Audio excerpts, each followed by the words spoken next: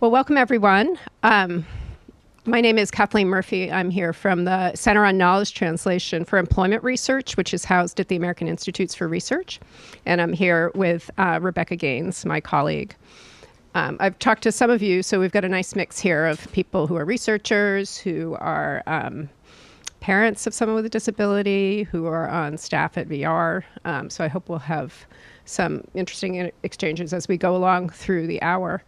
I want to thank our funder, the National Institute on Disability, Independent Living, and Rehabilitation Research. Go on in. Welcome, welcome.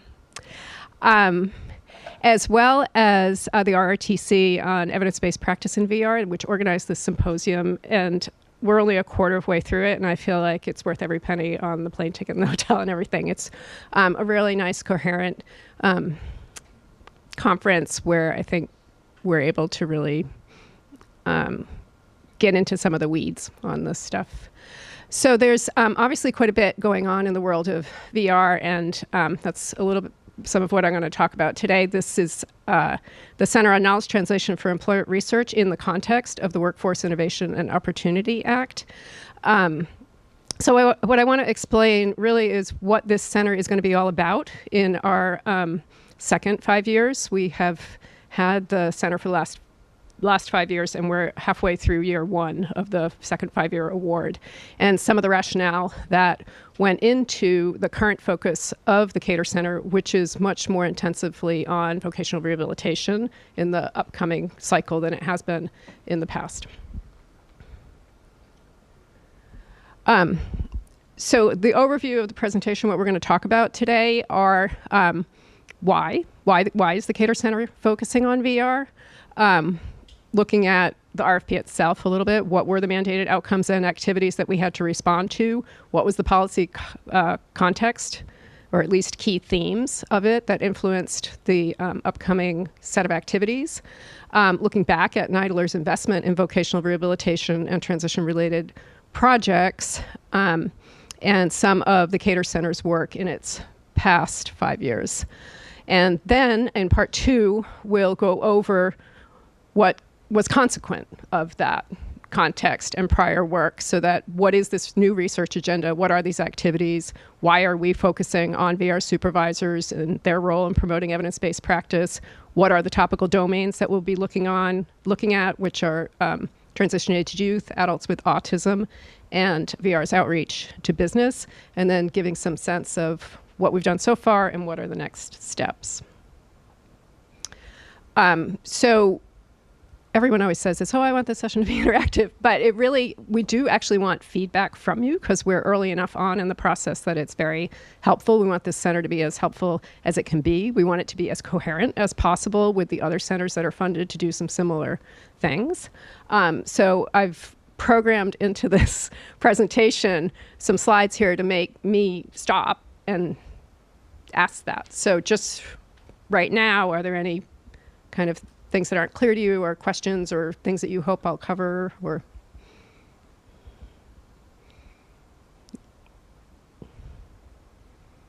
Okay. So do feel free to raise your hand and interrupt. It doesn't have to be a lecture here. So starting with what was the KTER Center mandated to do? So this is the language pulled straight from the request for proposals. So our center had to increase understanding of processes and practices that will lead to successful knowledge translation, that's what the KT stands for, in the field of employment for individuals with disabilities. We are to increase adoption and use of relevant research findings funded by the National Institute on Disability, Independent Living, and the Rehabilitation Research, that's our funding agency, NIDLR, and other entities, to improve the employment of people with disabilities, and increase capacity of NIDLR's employment-focused grantees to plan and engage in knowledge translation activities.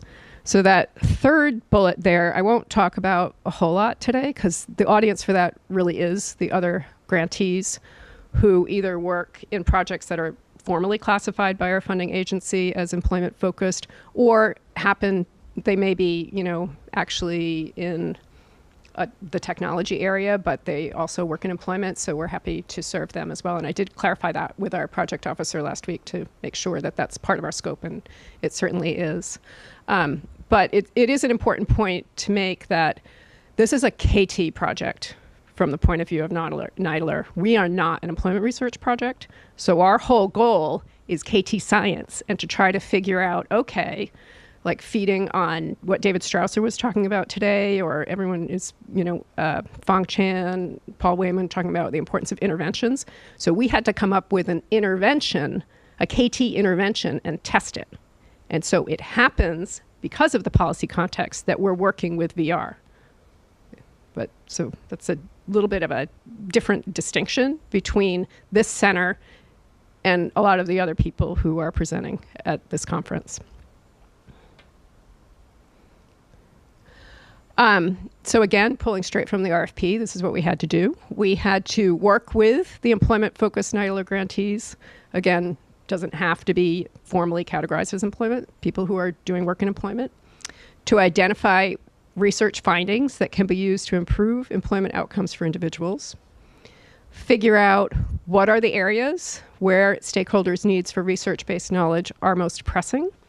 And that's one thing for those of you who are at David Strausser's presentation this morning, where he had it was from someone in Ohio, he didn't identify the name, and there were arrows going down as far as people who might use big data to analyze it, and then at the bottom there was an arrow going down and people who would use that data.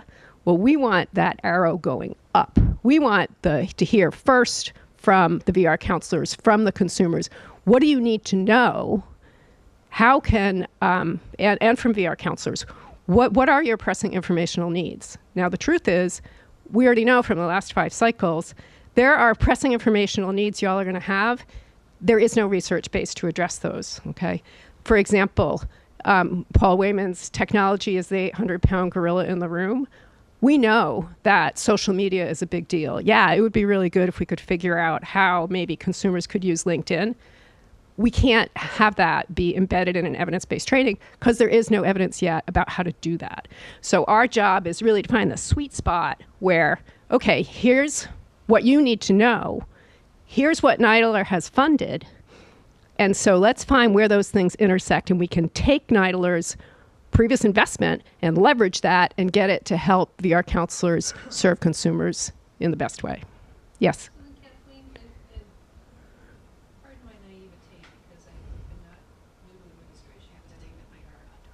Oh, sorry.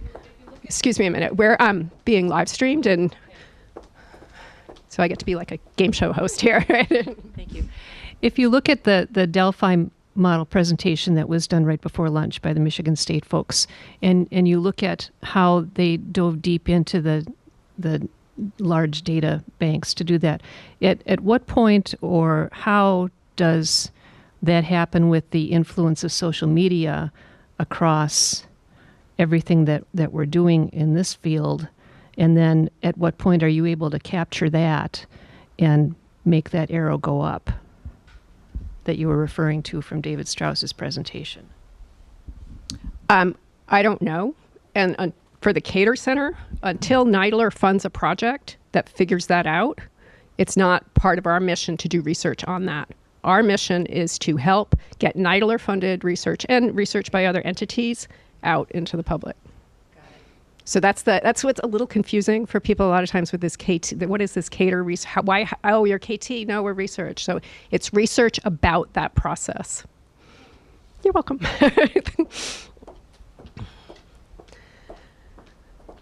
Okay, so once we know these first two things, sort of, once we've figured out, all right, what are the NIDLR funded research findings? What do people want to know? Where do those things intersect? Then, again, that we're mandated to do this. This is pulled from the proposal. Then we have to figure out what are effective strategies to get that best available knowledge used appropriately in the field. And it's telling that it's best available knowledge. So NIDLR is recognizing that given the state of the field of disability and rehabilitation research, there the RCTs that we have, they get talked about a lot, right? People know about Gary Bond's work on individualized placement services. People know about Paul Wayman's work with Project Search because there are so few RCTs. So it's not going to be the case that there's always going to be the highest level of evidence for a disability and rehabilitation question. So we're going to have to work in some cases with best available knowledge. What is the best practice? Maybe even for some areas, just, what does professional wisdom say, and feed on that. Okay, so that's what we were set out to do. So, a year ago, I'm looking at this priority. I'm like, all right, unlike last year, no mandated audiences. I mean, not last year. The last cycle, we had to do something with VR. Individuals with disabilities, policymakers, and employers, and RSA grantees and NIDLR grantees as far as the KT stuff. This was wide open. So I thought, well, what's going on? What's really relevant to the employment of people with disabilities policy-wise? What is the context that's going on? And obviously, the Workforce Innovation and Opportunity Act was huge. So, okay, let's look at what that is as far as how it might be relevant and overlap with this scope of work. So I know some people in this room are probably even more familiar with WIOA than I am because of the work you've been doing. And AIR is very big on plain language, so I've tried to distill some of the major themes in pretty simple language on these slides. So, and I'm not going to talk about all of WIOA, it's beyond the scope of this presentation. I'm just explaining to you what aspects of it really struck us as important to the KTER Center's scope of work for the coming 5 years. So one thing that WIOA does do is encourages identifying and sharing information about best practices related to helping people overcome difficulties, including having a disability and finding and keeping jobs. So we all know, I think it was one of the breakout sessions where she was talking about the vulnerable population. So it's not just people with disabilities that WIOA covers. It's also people who might have been dislocated or low income, but they're included, obviously. There are 4 different ways that the government tries to support people in that situation. VR was one of them, so it's named as one of these 4 core government programs. And then something that's new is that it requires measuring the impact of VR's outreach to businesses and the effectiveness of that service. There's a big focus in WIOA on transition-aged youth. There are several mandates with respect to making them a priority when it comes to funding, when it comes to writing comprehensive state plans that engage other services besides VR or in addition to VR, and in providing services for supported employment. So these takeaway implications for KTER, I thought, well, it makes sense to focus on VR. So of course, who do you call when you're a researcher? We're right on the phone with John Conley from the Council of State Administrators for Vocational Rehabilitation and started getting his input, and especially with Kathy West Evans, who directs the National Employment Team of Business Consultants to shape this. And we thought it makes sense to include some kind of focus on transition-aged youth with disabilities and to try, and this is really John Conley encouraging us, and it makes sense. He's saying, we need to figure out a way to help the VR agencies develop measures that help them document their effectiveness in services to businesses. So let's put some of that in this scope. So that leaves us then, in figuring out how to respond to this priority, like, okay, fine, but when you look back, right,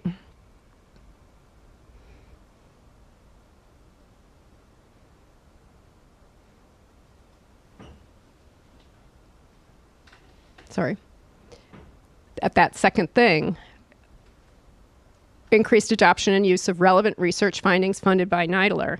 All right, well, what has NIDLR funded that might be relevant to this, or just in general, does this cohere? Does this focus cohere with what NIDLR's investment has been? So what NIDLR funded research can be leveraged? So before I move into that, are there any questions about what parts of the Workforce Innovation and Opportunity Act influenced AIR's decisions about these project themes?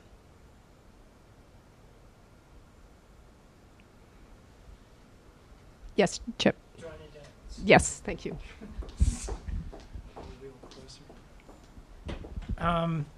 Pre-employment transition services, I didn't see that on your list under transition. It comes up in the transition track that we'll talk about later. Just all inclusive. Right. It's not a separate focus. You're right. It could have been. Okay. So kind of, it's not a WIOA question, but just so I understand, the research on KT. So if you just look at the stakeholder rehab counselors, you would look at, is it things like communities of practice or journals or web? I mean, is that what, when you're saying research, the ways in which employment outcomes, best practices are disseminated among rehab counselors, those are the kind of ways that they get that information? So you're researching that, am I correct? We'll talk more about that when we, again, going back, this central role of VR supervisors in promoting evidence-based practice. Because one thing that we found in the existing KTER Center, we're finishing out a 6 no-cost year, we tested knowledge translation strategies across those 4 audiences. Like we had 1 strategy per audience. We did evidence-based modules with VR. We did a Facebook group with survivors of TBI. We did a webcast and offer of follow-up technical assistance with managers. And we did the use of champions in trying to get policymakers to do a real concrete thing. And none of those interventions were intensive enough. So it's not enough just to have this really great fact sheet and like put it out there. So that's one thing we're learning is that KT, really, you need to get with people. What do they really need to know? You need to work with them, figure out how do they like to learn something. And it's going to take a lot of give and take between the researchers, and we're going to be focusing on these senior VR counselors, and I'll explain why, over a period of time, so that when their staff comes and say, hey, I'm having a really hard time, that's okay, pressing informational need, right? They can feed that back to I'll explain how, to our staff. And so they're working with people so that as needs come up from the field, the research is being fed back to them in an ongoing, really relationship building, not just, it's kind of a community of practice, but we've tried those, and sometimes the theory doesn't really, if there isn't a pre-existing practice that a community grows up from, it's really hard to just start one. Cops don't always have great attendance. It just sometimes feels like something added on to people, right? Okay, so, yes.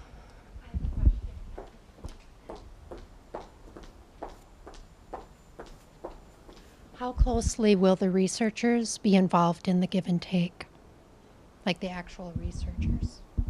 They are the ones who are doing it. So they'll be interacting with the counselors? They'll be interacting with the counselors? With the senior VR counselor. Okay, great.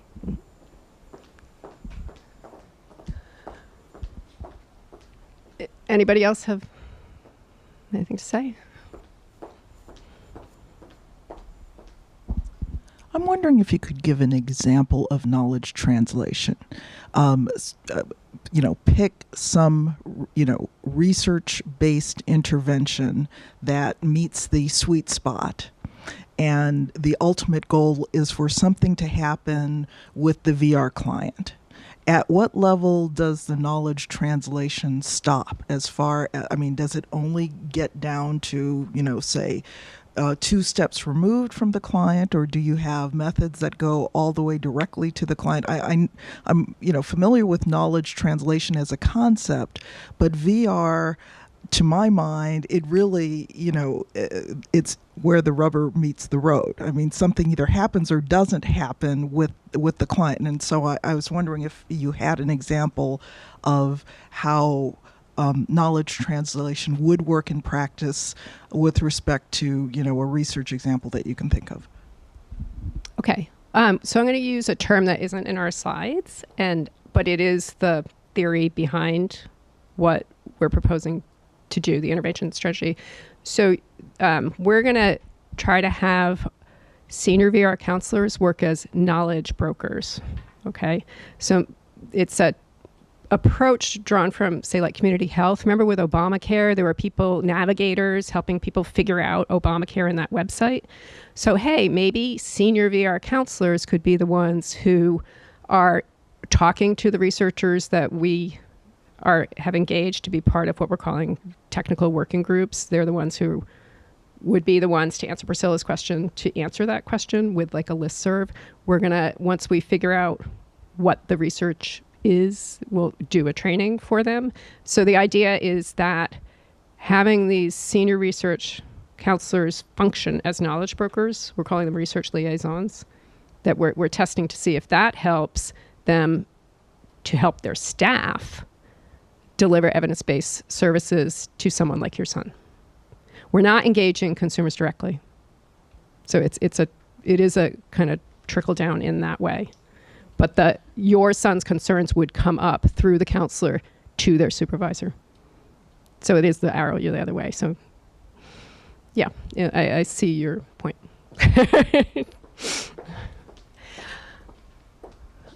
Anything else? Okay, so these things up here, DRIPs, they call them, are disability and rehabilitation research projects. It's a kind of project that NIDLR funds. And RRTCs, we're here, right, at one of them, the Rehabilitation Research and Training Center on Evidence-Based Practice in VR is what's sponsoring this. So we only looked at these projects because they have budgets of $500,000 a year or more. So they're in a position where they can be doing, KT. So looking at what was active a year ago, you can see the coherence that the blue are the number of DRIPs that were focused on VR. There were 5. 4 of them had a transition focus, and then there was some other, and then the RTCs, there was less of a strong emphasis necessarily on only VR or transition, but still a couple of large projects at the time focused on that. So here are some examples when we tried to categorize the current projects, and this is now an updated list. Thank you, Rebecca. So the kinds of, when you say, well, okay, what's a research project on VR? What are they really doing? They sort of roughly break out into different kinds of categories. Some of them are looking at more kind of the system itself. What is the return on investment for all of the state VR programs? What are ways that VR can develop strategies to meet employer needs? How can we create evidence-based VR service delivery?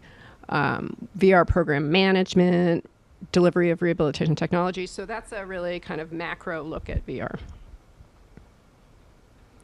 Then there are some that serve transition populations, transition age populations, learning and working during transition to adulthood rehabilitation research and training center on transition to employment for youth with disabilities, learning and working during the transition to adulthood, VR practices for young and young adults. And then there was that, there are some that have special focus populations, whether they're working with transition-aged youth with psychiatric conditions or those who have traumatic brain injuries or individuals who are blind or have severe visual impairments. We also decided to focus on autism because AIR itself had a project between 2008 and 2013 that looked at effective service provision models in VR, where we did a couple of systematic reviews on adults who had autism and the school-to-work transition for people with autism. We had an effective model, a process of identifying which programs were most effective in serving adults with autism. Project Search was one of them. There were 10 selected. And looking at the Center on Autism and Related Disabilities at the Central Florida State University, and some case studies. So those are the 2 systematic reviews that were published. Those are free and available for download at the campbellcollaboration.org. And then the KTER Center itself had done a national scale survey of VR counselors to see, we were in 6 states. This was working with at the time we had a subcontract with Virginia Commonwealth University with the PI Paul Wayman, the keynote speaker from this morning. We looked at 6 states. We had 535 VR counselors respond. And the last question was open-ended and asked, what area of your job do you think information about evidence-based practice would be helpful? We got 457 comments. 42% of those comments had to do with, again, coherent with NIDLR's investment on kind of the VR system itself and the focus of those types of projects. 32% mentioned specific populations, because we were trying to figure out, should we focus on specific populations? Is that how we should frame this? Mentioned most often were individuals with severe mental illness, again, transition aged, again, autism. Another key finding, and this is getting to the question about why focus on the senior VR counselors, okay? So when you do a multiple regression, one of the main factors that leads into whether or not these counselors were reporting that they did that they used evidence-based practices. I mean, it's so many things are not rocket science. Basically it boils down to my boss wants me to, right? So here it is, right? The senior VR counselors are the ones who are in a position to really, if they value it, their staff is going to do it, right? And this was consistent with a concurrent survey of VR counselors on very similar items that this RRTC hosting us found. So this seemed to be, to get to your question, like where is the point of intervention, right? If you're trying to get research into practice, well, how do you do that? It doesn't work. I love Hannah Rudston from Cornell. She calls it doesn't work to spray and pray, right? You can't just sort of put stuff out there and then hope it's going to get taken up.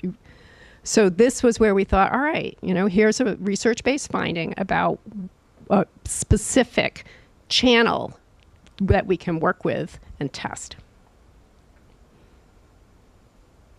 CSAVR did its own needs assessment. So we looked at what responses were to their question, the top 3 issues your agency faces in the next 4 years. And again, themes included transition-age youth, autism, and then this kind of overarching thing about the way the whole system works, HR, client services, return on investment. So the KTER Center takeaway was management. These senior VR counselors are really important. And gee, if we're going to have topical special population tracks, because for a KT intervention study, it's not just, well, we'll see how our web analytics do, right? You need a research population. You need actual people and that you're collecting data from to see, are their behaviors changing? Are their attitudes changing? So let's work with transition-aged youth, adults with autism, or business. Those are the topical domains. The woman who asked that question, she's correct. We're not working directly with consumers.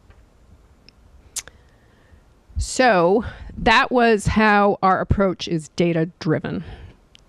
So any questions about where we got these ideas?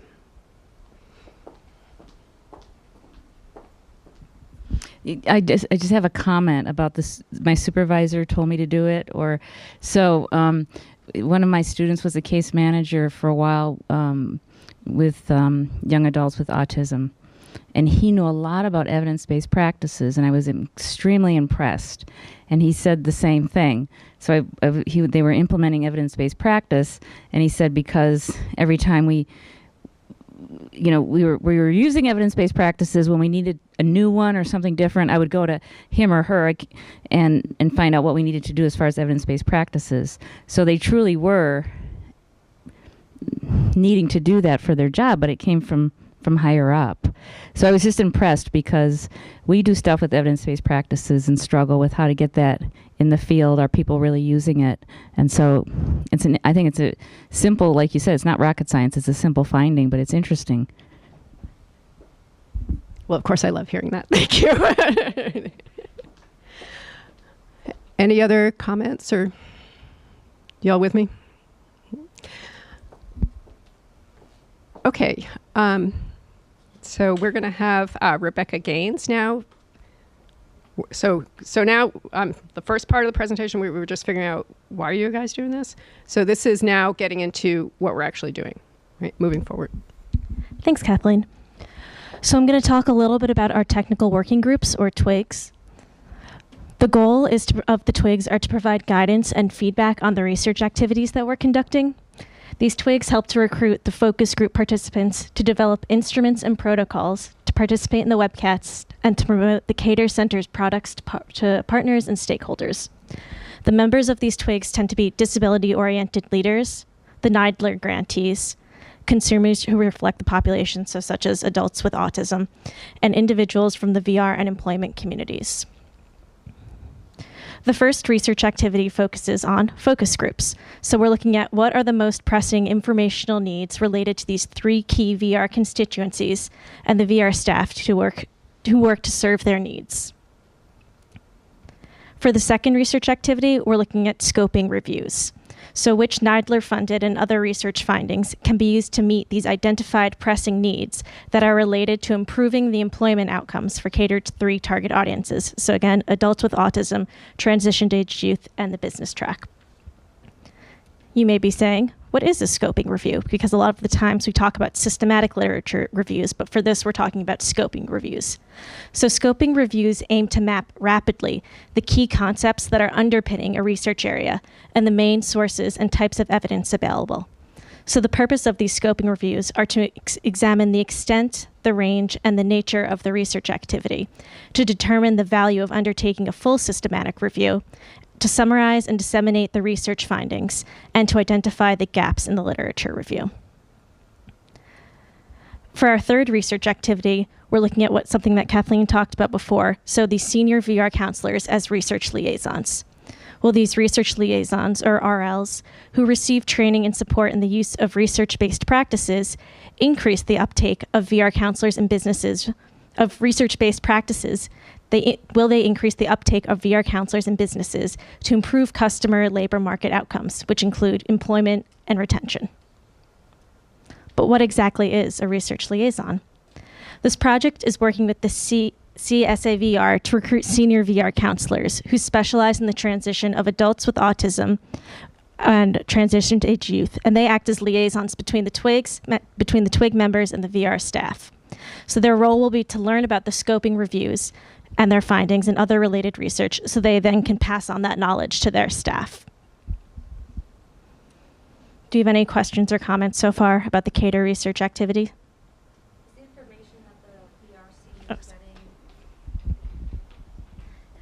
Is the information that the VR seniors are getting about research going to be presented in kind of like a standardized protocol way so that the same information is being disseminated at each of the VR agencies? I'm going to pass this to Kathleen to answer.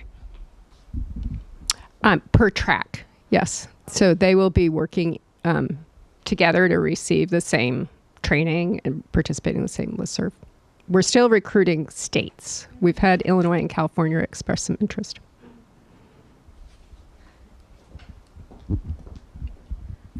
Will they have specific ways that they're supposed to be sharing this information with their agencies? We haven't thought about that. If we need to try to standardize the communication to their staff. Frankly, this intervention is as developed as it needs to be for a proposal. So one reason why I wanted to build in a lot of feedback into this particular session is because you all are great ideas about how VR counselors, senior VR counselors might want to be trained, or how it would be helpful to them. I think I was going to kind of, I'm sorry. I think I was echoing what she was saying. In a sense, I think part of the problem is that senior VR counselors are inundated with all sorts of circulars and information, and the delivery method for adult learners is varied, and often it's the variety, the constellation of approaches that seems, to help, and I think it's interesting. I guess the thing I would compare it to is how I view, a model program like Project Search. Well, is the solution used adhering to the model, or is it the specific practices within the model? And similarly, when we're trying to share with others and trying to educate them, it might not be the content, but it might be the variety of approaches that we use in succession to communicate that, such that they feel ready to learn. They've, received the information. They now have support and application of the information as they're moving forward. And I was wondering, in terms of your KT Center, that I think that's part of what's fascinating about what you do is really studying those delivery methods. So I'm curious about that, actually. I mean, we want a rigorous research study. So to Rachel's point, obviously it will need to be a standardized intervention. That said, I'm an anthropologist. So I think also of value is making sure we document when there is variation and try to track, if that made a difference, even if it's variation that we don't anticipate. So since it hasn't started yet, just a comment question. You're talking about California and one other state is interested. And I'm thinking in my mind, one way to sell this to states might be suggesting that this focused liaison person and the training they receive really helps them hone in on what they need to provide to the counselors. So like the gentleman next to me said, there's so much knowledge out there, and adult learners are so different nowadays. But if you sell this to VR states as this liaison it's going to be very focused on evidence-based practices, and it's really going to hone in on important things that can assist rehab counselors in improving employment outcomes. I'm not sure how you're doing this. It's just a suggestion that I've had working with states as far as trying to get people on board and having it benefit them and see how it benefits them, when initially it looks like more work.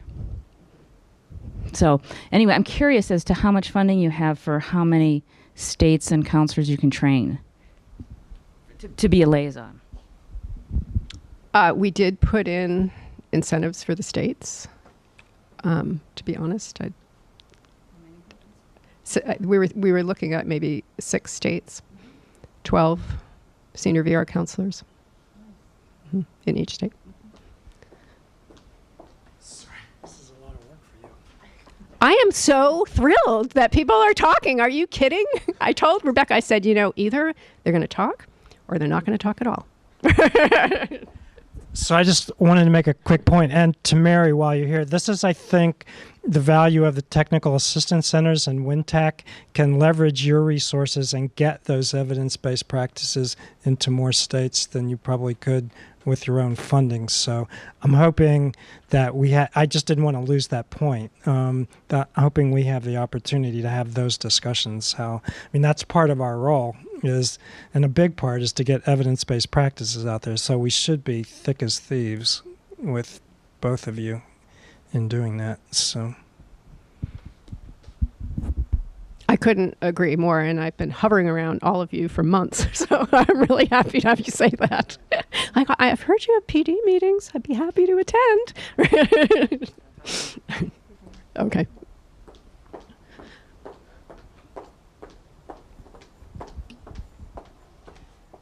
I'm curious if you've thought about how to connect this to consumer outcome. We'll measure that. Okay. Yeah. Mm-hmm. So using, administrative data.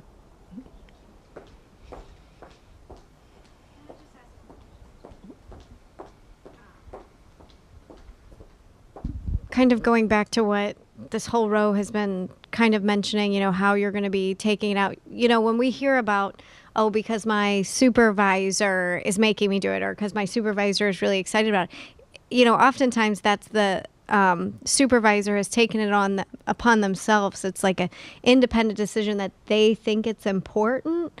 And I think that would be really interesting to see if any of that can come out of what you're doing is, how do you identify people who actually are passionate about it? Because there's a lot of research, even just from like teaching pedagogy that shows that students are more interested in the teacher's presentation style as opposed to like the information and things like that.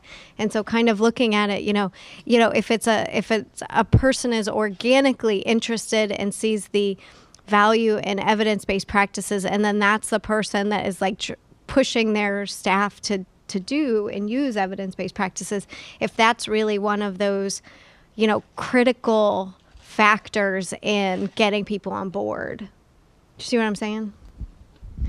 Yeah, two things. One is I kind of skimmed over it, but our the NIDLR project we had that worked on VR and autism and identifying effective programs, it's a little dated, but we've updated it. That we have a directory of VR counselors who specialize in autism, so that will be one kind of source of recruitment. We're going to talk more about our twigs. They'll help us identify transition-oriented counselors. And then with the business track, it's a little different because we're not working with senior VR counselors. We're going to work with the business consultants.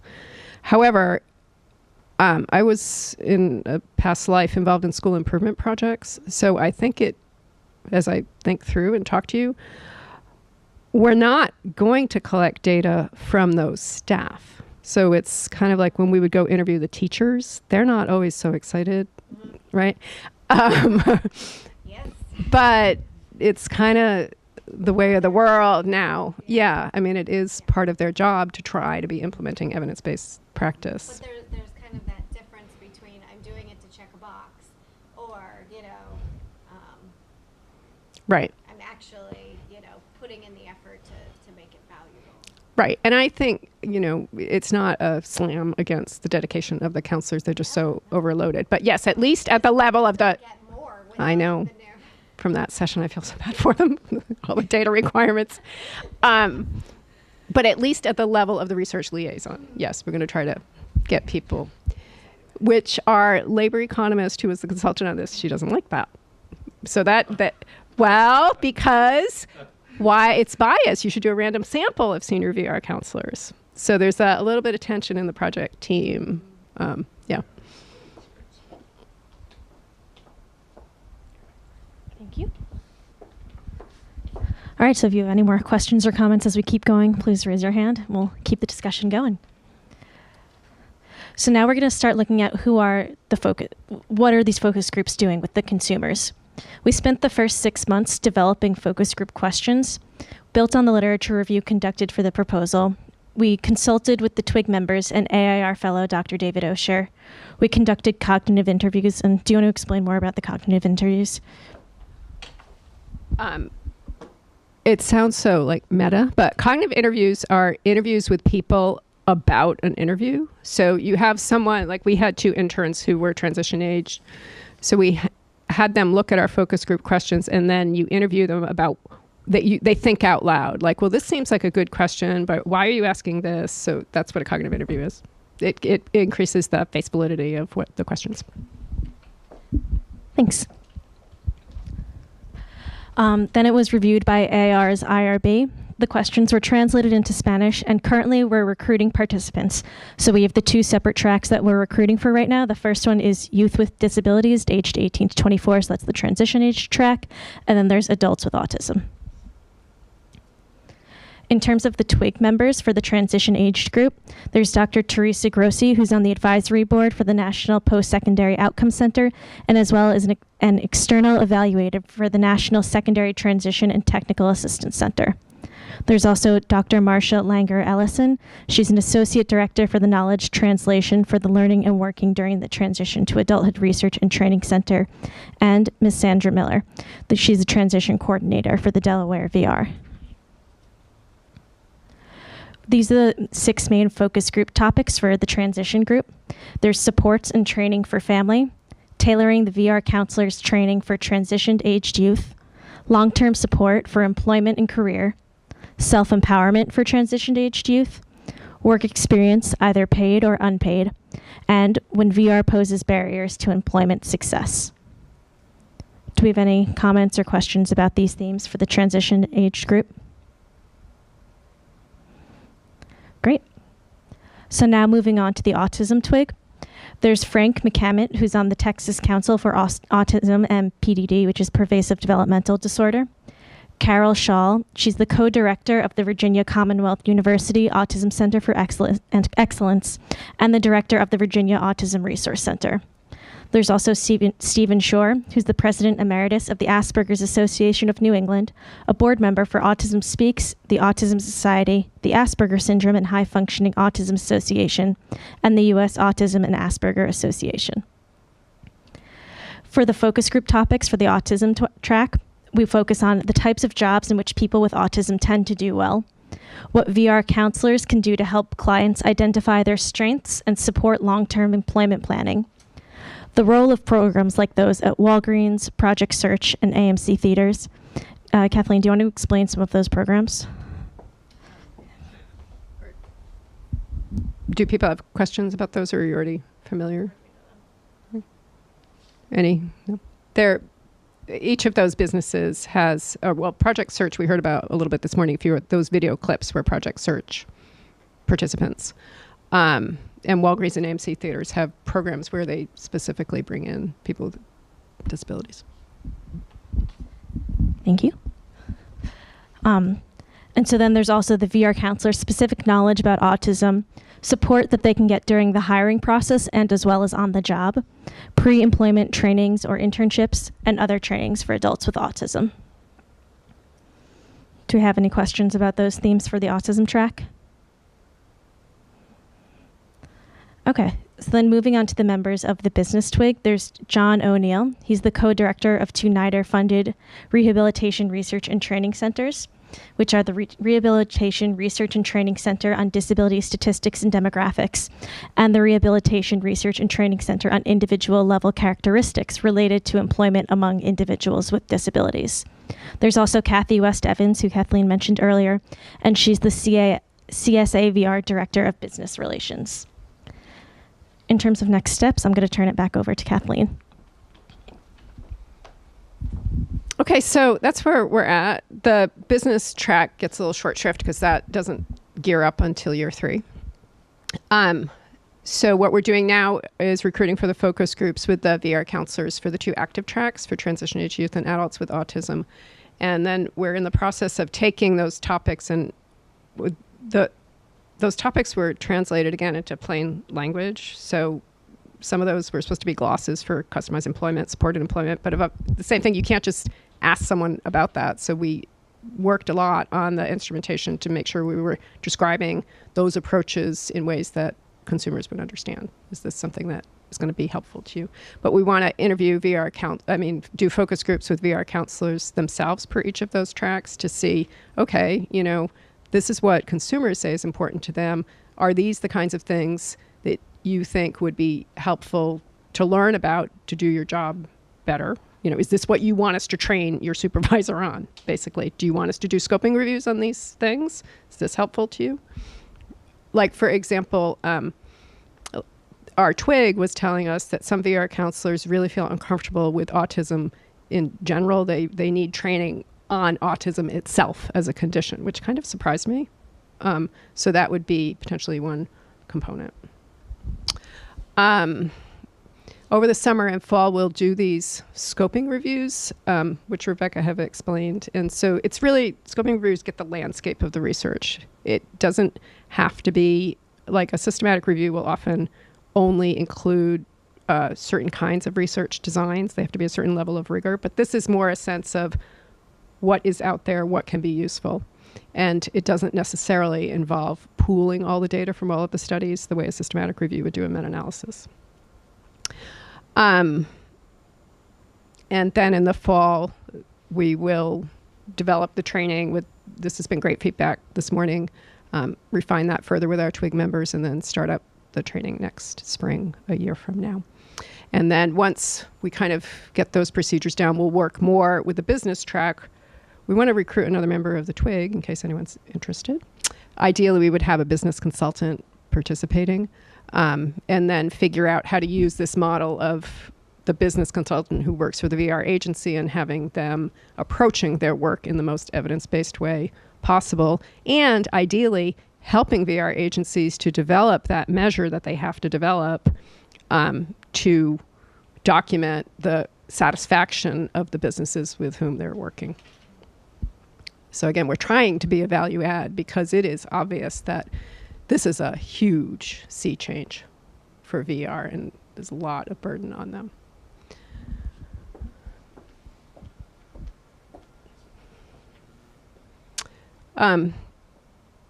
So these are, just some references in case they are helpful to you. We thank our funder. And that's, if you want to get in touch with me, that's my contact information. We have a few minutes. I don't know if there's any other, did you? One thing that is helpful, and if there were any further thoughts, I know Rachel started talking about it, and David, about how this training would be shaped. Like, what do you think senior VR counselors would really find helpful as far as, let's assume that they're interested in the topic, right? And they care about evidence, so they do want to do this. What do you think would be a good way?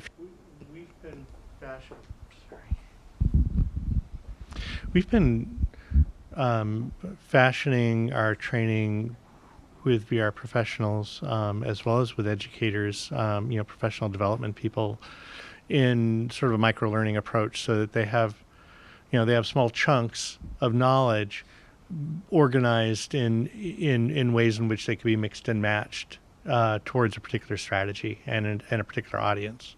So if I kind of alluded to it earlier, how are people being prepared for learning? If I have a webinar, and frankly, I consider webinars to be like the drop-dead worst way of not translating knowledge ever invented.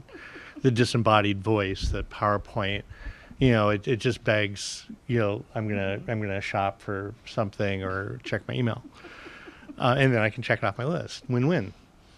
And so, how do we prepare somebody for an event? How do we equip them so that they're, so that they, get the information in a discrete fashion, but inspire them to dig deeper, and engage them in an interactive fashion when they're getting that information, and then figuring out there are other elements, but figuring out ways of supporting them once the meat and potatoes of the training are done. Once they have the information, it doesn't stop there. In other words, and so to me, it's that process, and it can incorporate video, or it could incorporate other things, but they're all sort of carefully put and orchestrated over the course of months, not say an event, and that's my thinking. Yeah, one thing I didn't mention, this is a 6-month intervention. So the idea is whatever didactic materials they're getting, that then they have access to that. They have access to, the products, informational products, the plain language summaries of the scoping reviews, or, but that there's that twig listserv, so that as questions come up, they can go ask Marcia Ellison or Sandra, right? Because it's also a finding in knowledge translation, particularly in our policymaker study. And, everyone in the room too, if you want to know something, it's way easier just to call someone. Right. Then you don't really want to sit and review the webinar or, read, right? You just want to ask the question. Yeah.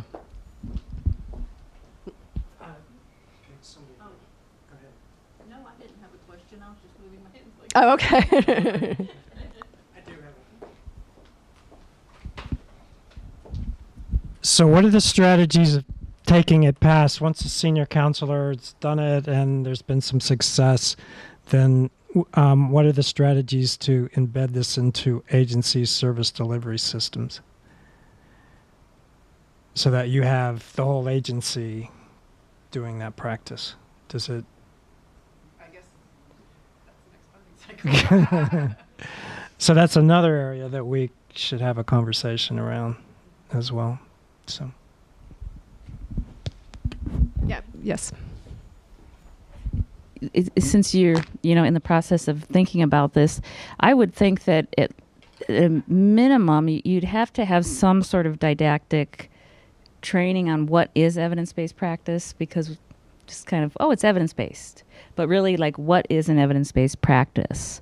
So those liaison counselors really understand what it is? And then secondly, how can they go to specific registries and look for evidence-based practices? How can they resource WinTAC and other technical assistance to find information like that? So it's sustainability in part. Well, Mary, is there a project you'd like to talk about that will provide that?